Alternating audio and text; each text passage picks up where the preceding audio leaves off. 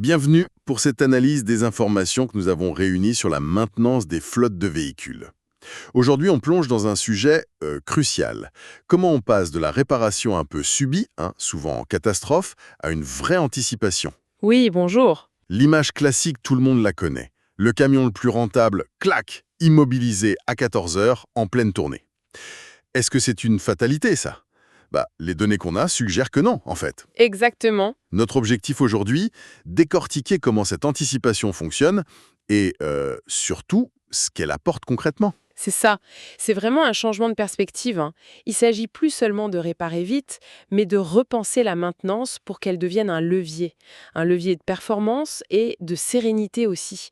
C'est l'intelligence au service de la flotte, quoi. Commençons par le nerf de la guerre, l'argent.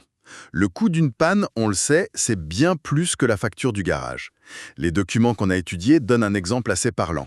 Une pompe à injection a changé, hop, 500 € de réparation.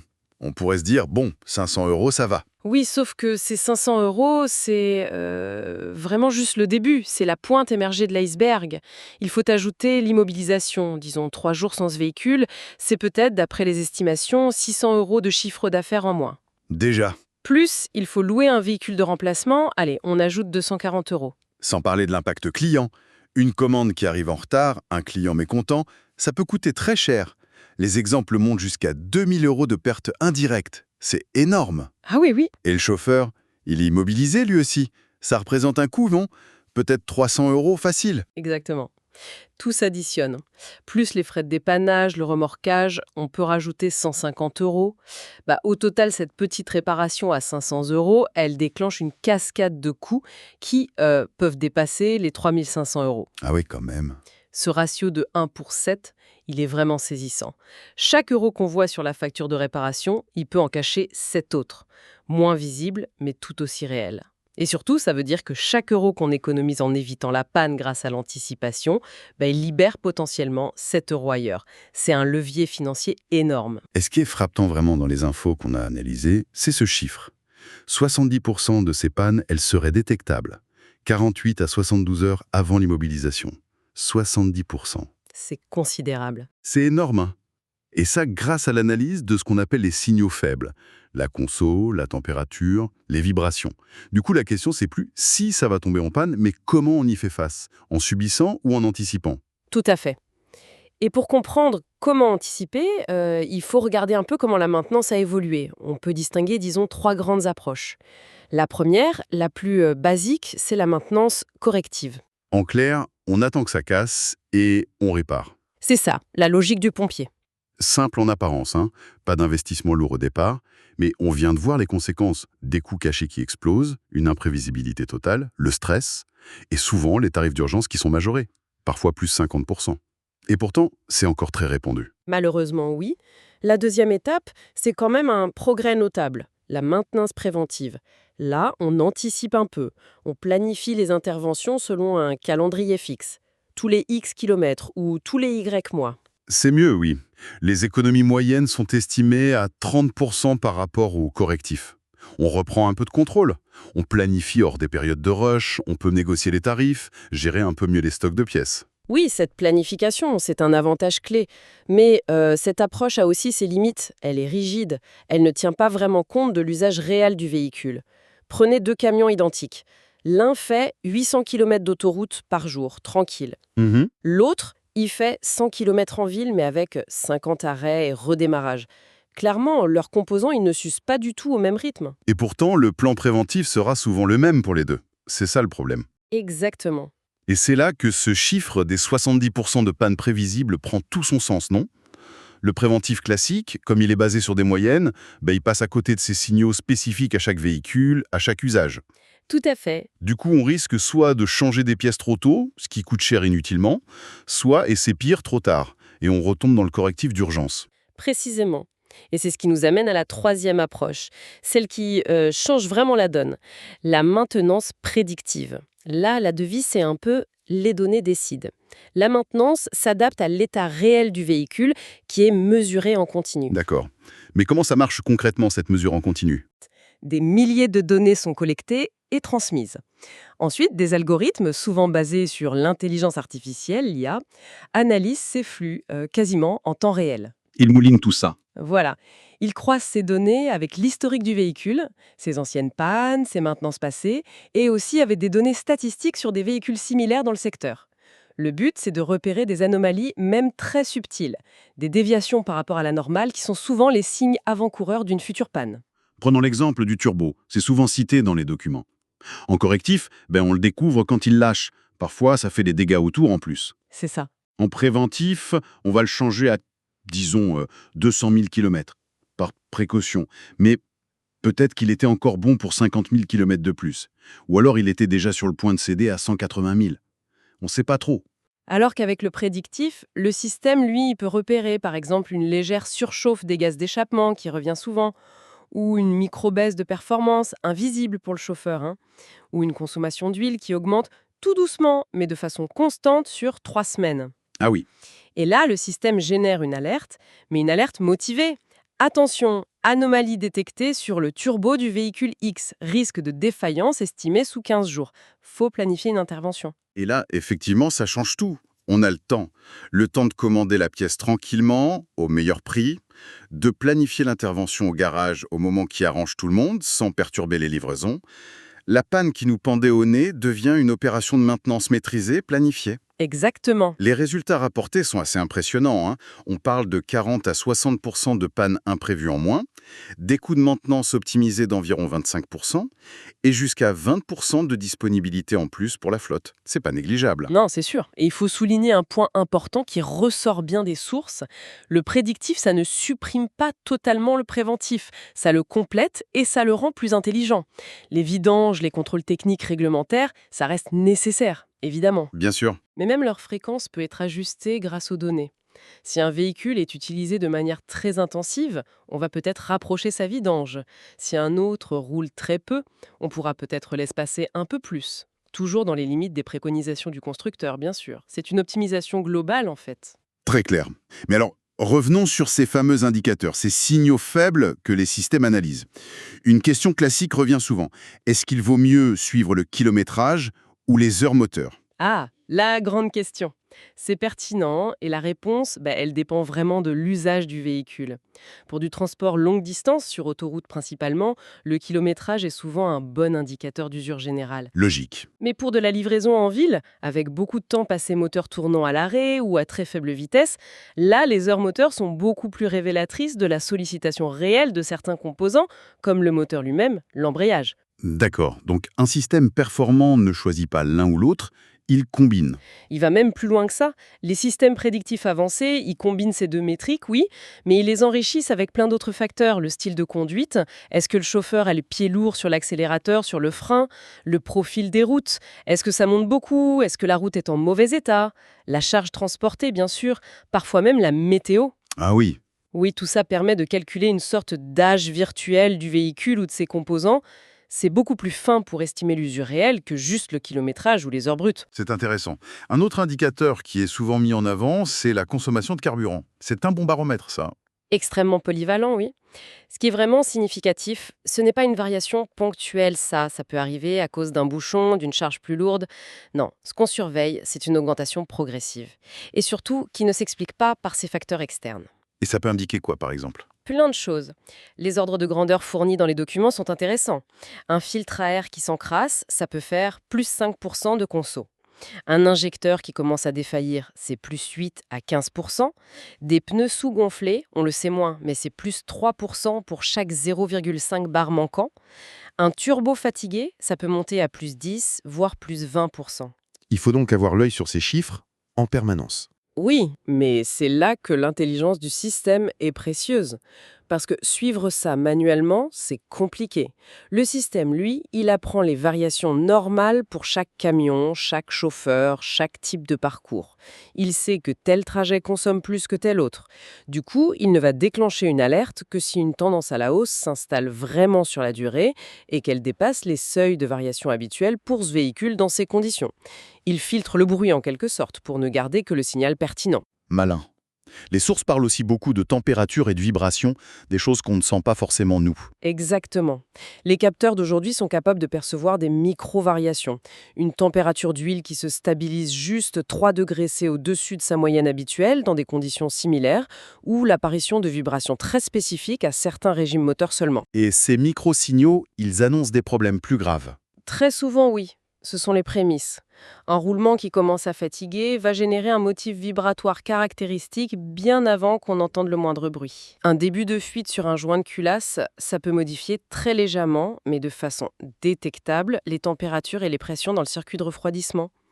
L'IA est très forte pour repérer ces signatures de défauts naissants. Elle compare les données actuelles du véhicule avec son propre historique, mais aussi avec une immense base de données d'incidents sur des modèles équivalents. Fascinant. Dernier indicateur mentionné, et celui-là est peut-être plus inattendu, le comportement de conduite. Oui, c'est un élément souvent un peu négligé, mais il a un double intérêt. D'une part, c'est évident, un style de conduite agressif, des grosses accélérations, des freinages brusques, ça accélère l'usure de plein de choses, hein. Les freins, les pneus, l'embrayage. Le système peut quantifier cet impact et alerter si besoin. D'accord, ça c'est l'impact direct. Et l'autre intérêt, L'autre intérêt, c'est qu'un changement de comportement peut aussi être un symptôme. comment ça? Imaginez un conducteur qui est habituellement très souple, très calme, et puis soudainement il se met à accélérer plus fort ou à changer de rapport plus souvent de manière un peu plus heurtée. C'est peut-être parce que, inconsciemment, il est en train de compenser une légère perte de puissance du moteur qu'il ne perçoit pas encore clairement. Ah, je vois. C'est subtil. C'est ça. Donc l'analyse combinée des données purement mécaniques et des données comportementales, ça donne une vision beaucoup plus complète, beaucoup plus riche de l'état réel du véhicule. C'est technologiquement impressionnant tout ça, mais revenons aux bénéfices concrets pour l'entreprise. Le retour sur investissement, il se chiffre comment? On a parlé de 40 à 60% de panne en moins. C'est le gain le plus direct et le plus spectaculaire souvent. Si on reprend notre ratio de 1 pour 7 qu'on évoquait au début, chaque panne qu'on évite, c'est une économie substantielle. Les estimations tournent autour de 3 000 à 5 000 euros en moyenne par panne évitée. Donc, rien que réduire ces incidents de moitié, ça a un impact financier majeur, même pour une petite flotte. Les documents parlent aussi d'optimisation des stocks de pièces, de l'ordre de 20 à 30%. Oui, c'est logique. Si vous savez qu'il faudra probablement changer un alternateur dans 2 semaines sur le camion numéro 12, vous pouvez le commander juste à temps, vous n'avez plus besoin de l'avoir en stock au cas où, avec plein d'autres pièces qui dorment sur les étagères. Pour une flotte de taille moyenne, les informations suggèrent que ça peut libérer entre 15 000 et 30 000 euros de trésorerie qui étaient immobilisés. C'est pas négligeable non plus. Et le fait de mieux planifier les interventions, ça améliore la productivité globale de la flotte. Indéniablement. Pouvoir planifier les interventions pendant les périodes creuses, regrouper plusieurs tâches sur un même arrêt au garage, éviter les immobilisations imprévues et les frais d'urgence. Tout ça maximise le temps où le véhicule est sur la route, à faire son travail, à être productif. Certains retours d'expérience font état d'une augmentation de 15% de la disponibilité opérationnelle, sans acheter un seul camion de plus. Impressionnant. Sans oublier peut-être un effet sur la durée de vie des véhicules eux-mêmes. C'est un point très important, oui. Une maintenance qui anticipe les gros problèmes, qui évite les surchauffes, les casses majeures, ça préserve mieux les composants les plus coûteux comme le moteur, la boîte de vitesse. Les estimations parlent d'une durée de vie utile qui pourrait être prolongée de 20 à 30%. Sur des actifs qui coûtent cher à l'achat, conserver cette valeur plus longtemps, c'est un avantage comptable et financier non négligeable à la revente ou pour l'amortissement. D'accord. Alors, comment une entreprise qui se lance là-dedans peut-elle mesurer concrètement ce retour sur investissement? Quels sont les indicateurs à suivre? Il y en a plusieurs qui sont clés. Le premier, c'est le fameux coût total de possession, le TCO, Total Cost of Ownership. Mais il faut le calculer finement, ramené au kilomètre parcouru ou à l'heure d'utilisation. Et il doit intégrer tous les coûts.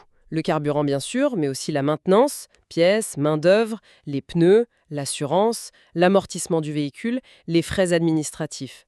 L'objectif, c'est de voir ce TCO global diminuer grâce à la maintenance prédictive. Ok, le TCO par kilomètre. Quoi d'autre? Le deuxième indicateur crucial, c'est le taux de disponibilité de la flotte. C'est simple. Quel pourcentage du temps mes véhicules sont-ils réellement prêts à rouler, à être exploités? Un objectif courant est de viser 95% ou plus. Le prédictif aide beaucoup à atteindre ça. Et enfin, il ne faut pas oublier la satisfaction client. C'est plus difficile à mesurer directement, mais moins de pannes, ça veut dire moins de retard de livraison, moins de problèmes, donc une meilleure qualité de service perçue et des clients plus fidèles. Logique. Et pour la mise en place concrète, quels sont les conseils? Est-ce qu'il faut équiper toute sa flotte d'un coup, tout révolutionner? Ah non, surtout pas. C'est souvent l'erreur à éviter. Vouloir tout changer du jour au lendemain. C'est la recette pour se heurter à des résistances, à des difficultés techniques et finalement à l'échec. L'approche qui est recommandée dans les documents et par l'expérience, c'est d'y aller progressivement. C'est-à-dire? Commencer par équiper peut-être les véhicules les plus stratégiques, ceux qui rapportent le plus, ou les plus récents qui sont déjà prééquipés. Se concentrer au début sur quelques alertes clés, les plus fiables, les plus impactantes. Et surtout, former les équipes, les gestionnaires de flotte, les planificateurs, et aussi les mécaniciens. Il faut qu'ils apprennent à comprendre ces nouvelles informations, à leur faire confiance. L'idée, c'est de construire petit à petit un historique de données fiables et de démontrer la valeur ajoutée étape par étape. Il faut donc construire la confiance dans le système et les compétences pour l'utiliser, progressivement. Exactement. Cette approche graduelle, elle facilite l'adaptation des processus de travail. Et surtout, elle permet d'emporter l'adhésion des équipes. C'est un changement qui est autant culturel et humain que technologique. Il faut laisser le temps aux bénéfices de devenir concret, tangible pour tout le monde dans l'entreprise. Bien sûr, ce chemin vers le prédictif n'est pas une autoroute sans péage. Les sources identifient plusieurs défis quand même. D'abord, l'investissement initial. Équiper les véhicules, surtout les plus anciens qui n'ont pas les capteurs nécessaires, et mettre en place les plateformes logicielles pour analyser les données, ça a un coût. Oui, c'est un facteur à bien évaluer, c'est certain. Un autre défi est humain. Gagner la confiance des équipes techniques, je l'ai dit. Certains mécaniciens sont habitués à diagnostiquer avec leurs mains, leurs oreilles, leur expérience. Il faut les accompagner pour qu'ils voient l'outil comme une aide, pas comme un remplacement. Et il y a aussi la question de l'acceptation du suivi de conduite par les chauffeurs. Là, la communication est clé. Expliquer que le but n'est pas de fliquer, mais d'optimiser la maintenance, la consommation et aussi la sécurité. Et puis, il y a un défi plus organisationnel, j'imagine.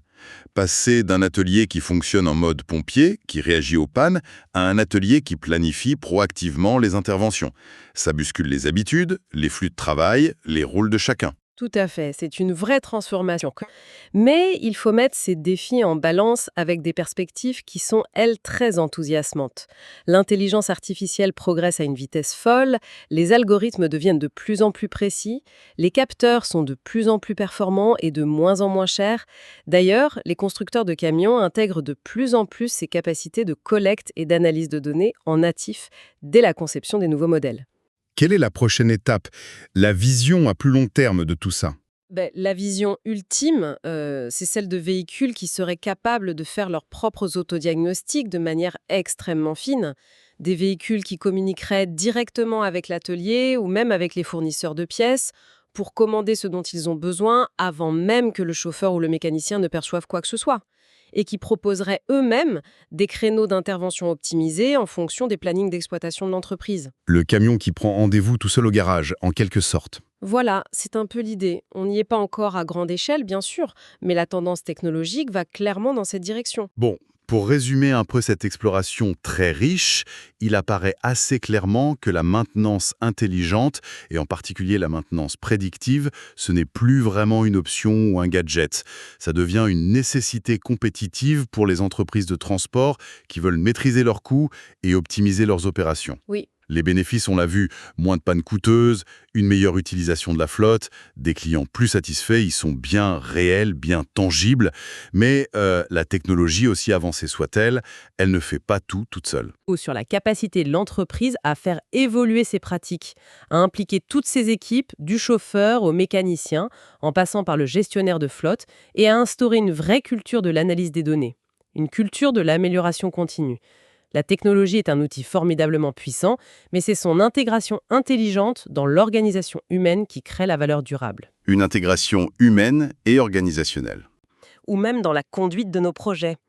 Quels sont ces petits indicateurs qui, si on apprenait à les écouter, à les analyser, nous permettraient d'anticiper les difficultés ou de saisir des opportunités cachées? Les signaux, ils sont souvent là, autour de nous. Tout l'enjeu, c'est d'affiner notre capacité à les percevoir, à les interpréter et surtout à agir en conséquence. Une excellente question pour conclure. Merci beaucoup pour cet éclairage très complet. Merci à vous.